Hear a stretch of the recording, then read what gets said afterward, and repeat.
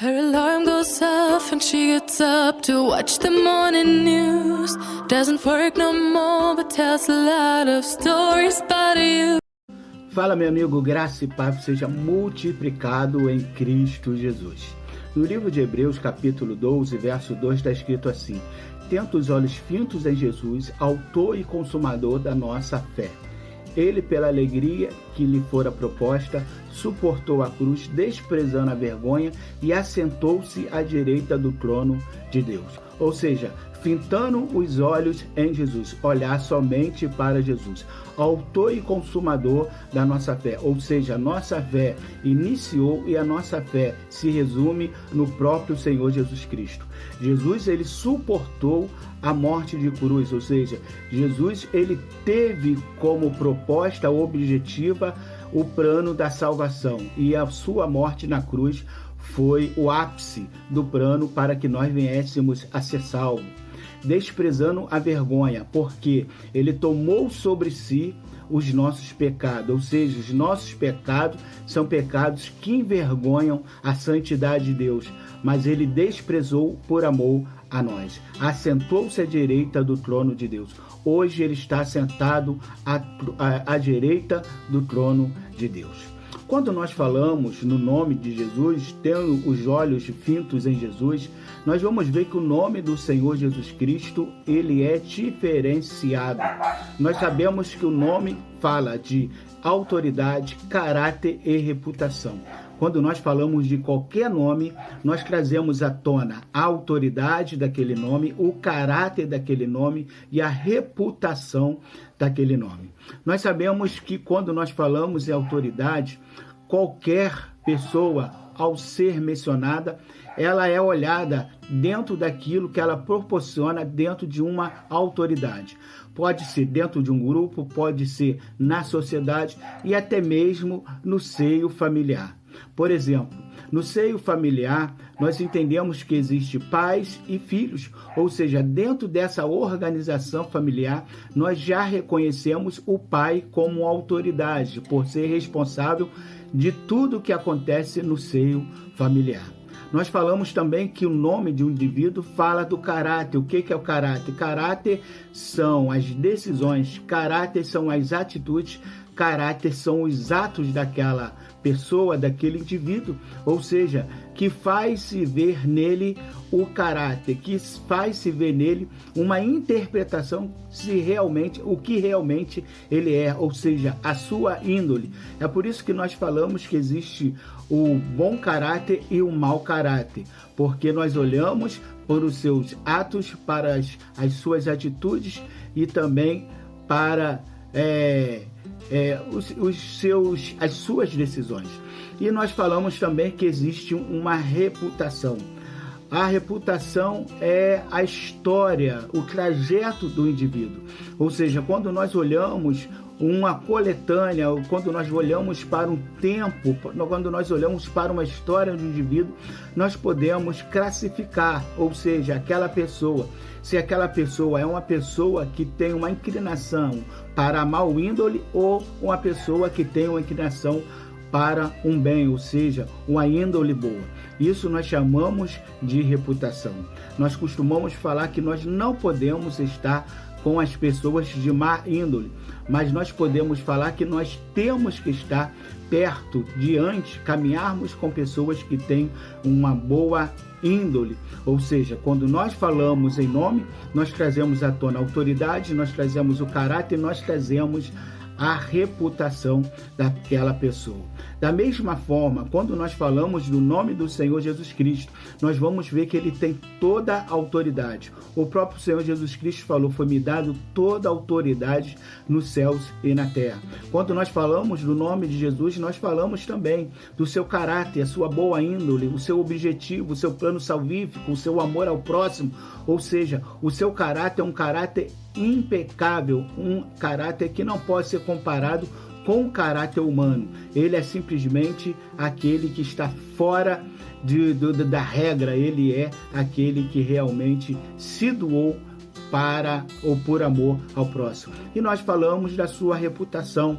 quando nós vamos ver a história de Jesus, quando nós vamos ver os testemunhos de Jesus, quando nós vamos ver as pessoas que andavam com Jesus, quando nós vamos ver o que Jesus fazia, o que Jesus falava, o que Jesus ensinava, nós vamos ver que ele trouxe uma reputação. É por isso que, diante da reputação que ele tem, que ele possui, até hoje nós mencionamos e nós somos discípulos, nós somos até adeptos dos princípios do Senhor Jesus Cristo, por causa da sua reputação, por causa daquilo que ele foi, por causa daquilo que ele é. Quando nós estudamos a Bíblia Sagrada, nós vamos entender o seguinte, nós vamos entender que existe 983 vezes a palavra Jesus. Quando nós falamos 983 a palavra Jesus, nós entendemos que o nome Jesus significa Iavé, ou seja, Deus é a salvação, ou próprio é a salvação. Nós vamos ver que nós vemos no nome de Jesus o objetivo do seu nascimento, o objetivo da sua trajetória, o objetivo do seu ministério, o objetivo da sua vocação. Ele veio para salvar o homem do seu pecado. Ele veio para tirar o homem do lodo do pecado. Ele veio para tirar o homem da situação deplorável a qual o homem estava, que era o lodo do pecado. Ou seja, falamos Jesus, nós vamos entender que Jesus significa Iavé, ou Deus da salvação, o próprio enviado por Deus para a salvação de todo aquele que nele crer, como diz o textual, todo aquele que nele crer não pereça, mas tenha a vida eterna.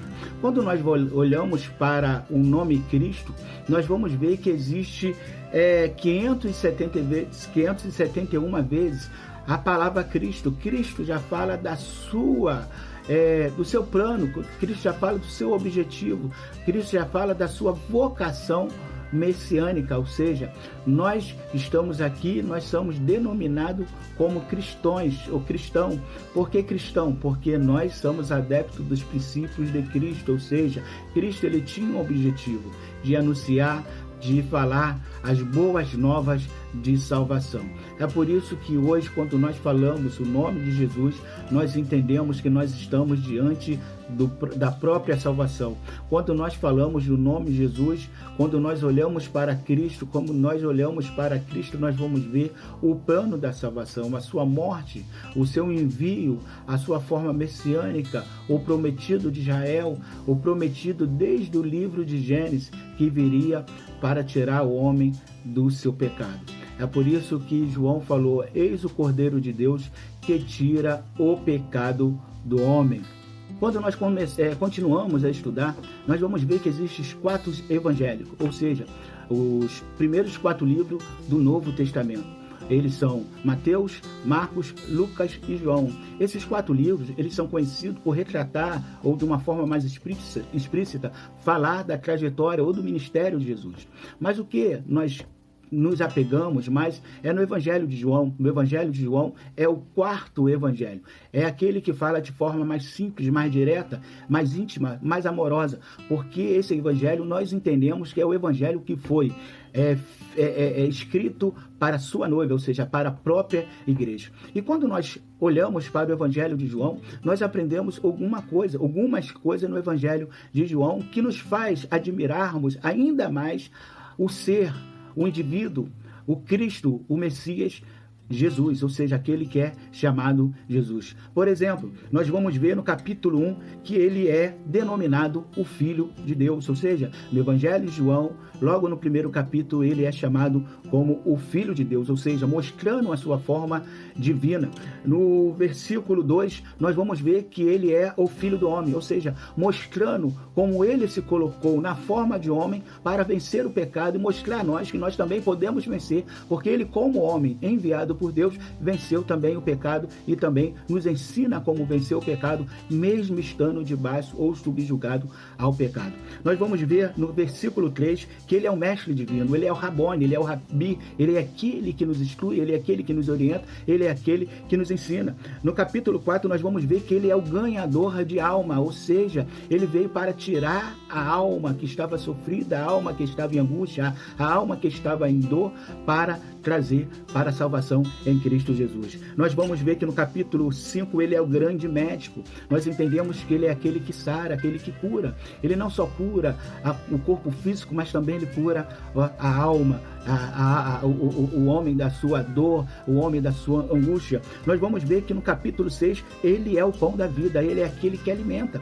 Muitas vezes, diante da nossa adversidade, diante das nossas problemáticas, nós nos sentimos fracos, nós nos sentimos com fome de comer alguma coisa, mas não é algo simplesmente material, algo simplesmente orgânico, mas é algo do céu. E o Jesus, ele é o pão da vida. É por isso que nós entendemos que Belém significa casa do pão. E Jesus nasceu em Belém, ou seja, trazendo à tona a sua forma de saciar a nossa fome espiritual. Nós vamos ver que no capítulo 7 ele é a água da vida, ou seja, ele lava, ele limpa e ele ainda mata a nossa sede. Nós vamos ver que no capítulo 8 ele é o defensor do fraco.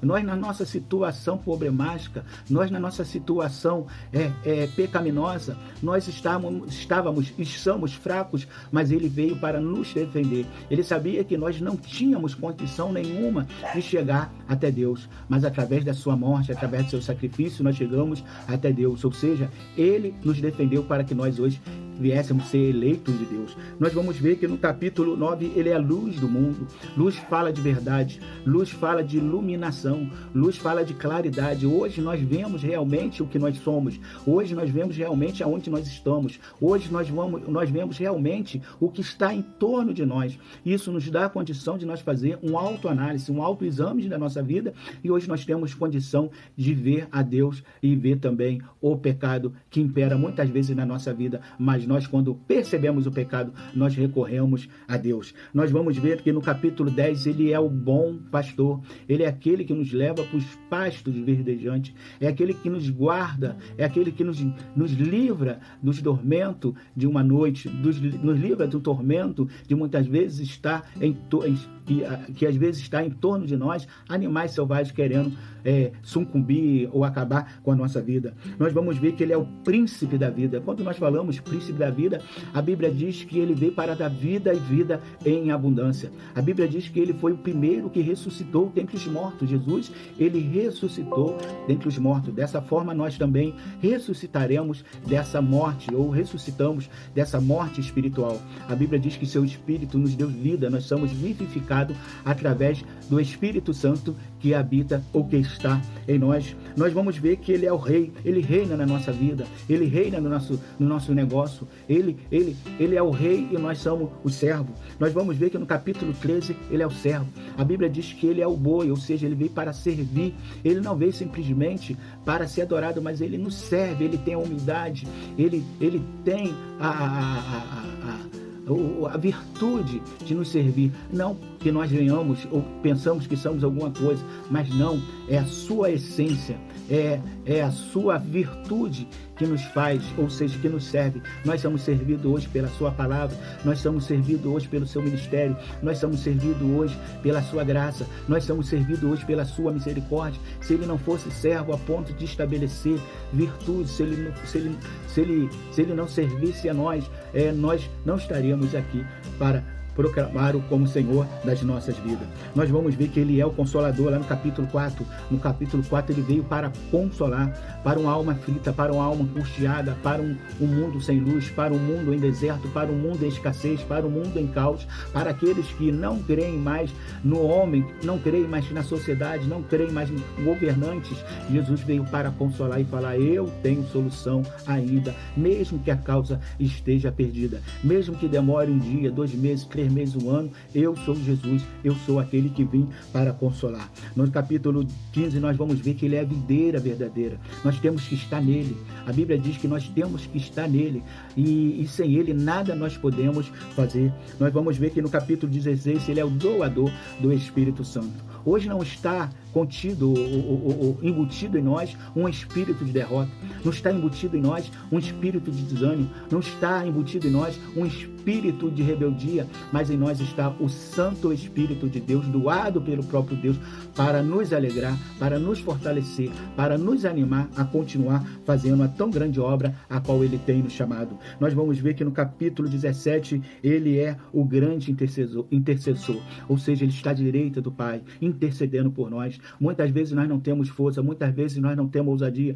muitas vezes nós não temos coragem, muitas vezes nós não temos intrepidez, muitas vezes nós não temos fé, muitas vezes nós não temos como fazer, mas a Bíblia diz que Ele está intercedendo por nós, falando com o Pai: Pai, ajuda-o, Pai, consola-o, Pai, dá força, Pai, dá da sua graça. Hoje nós temos o intercedor, nós temos o advogado dos advogados. No capítulo 18 nós vamos ver que Ele é o sofredor modelo. Ele sofreu, Ele morreu na cruz pelos nossos pecados, Ele foi humilhado, Ele foi maltratado, mas Ele foi mais que vencedor. Da mesma forma, nós, nos dias atuais, quando passamos por humilhação, quando somos maltratados, nós podemos olhar para Cristo, aprender para Cristo, que nós somos capazes de suportar, porque a sua graça, a sua misericórdia, Ele é o modelo ideal que Ele sofreu. A Bíblia diz que Deus não deixa que nós venhamos passar aquilo que nós não podemos suportar. Ou seja, se nós estamos suportando, é porque Deus, Ele vai nos dar vitória. Nós podemos ver também que no capítulo 20, Ele é o conquistador, Ele venceu a morte, e Ele é o galardoador, Ele é aquele que nos dá como herança a vida eterna. Cristo, Ele é o grande conquistador. E nós vamos ver no capítulo 21 que Ele é aquele restaurador do arrependido. Todo aquele que se arrepender, muitas vezes julgamos errado, muitas vezes falamos coisas que não é para falar e nos precipitamos em falar ou estabelecer algo da parte de Deus. Mas Deus é aquele que nos restaura. Além de restaurar, Ele é aquele que nos renova. Todos nós que hoje temos uma comunhão, que comungamos com Cristo, é porque nós nos arrependemos e agora nós acreditamos e cremos que Cristo é o Senhor. Ou seja, quando nós falamos em Jesus, quando nós falamos na pessoa, no indivíduo, no Deus, no divino que é o Senhor Jesus Cristo, nós aprendemos que nós ficamos devendo diante do seu grande amor, seu grande poder, sua grande soberania, seu grande domínio. Nada equivale, nada pode estar no mesmo patamar do que o poder, a graça e a misericórdia de Deus. É por isso que cada vez mais nós temos que enaltecê-lo, nós temos que glorificá-lo, nós temos que reconhecer que se Ele não estivesse na nossa vida, nós seríamos, ou como, nós não somos nada sem o seu amor e sua graça. É por isso que dia após dia eu falo que é só vitória. E que Deus possa nos abençoar e que o Espírito de Deus possa sempre estar na nossa vida, nos ajudando a vencer a adversidade da vida. Que Deus possa nos abençoar.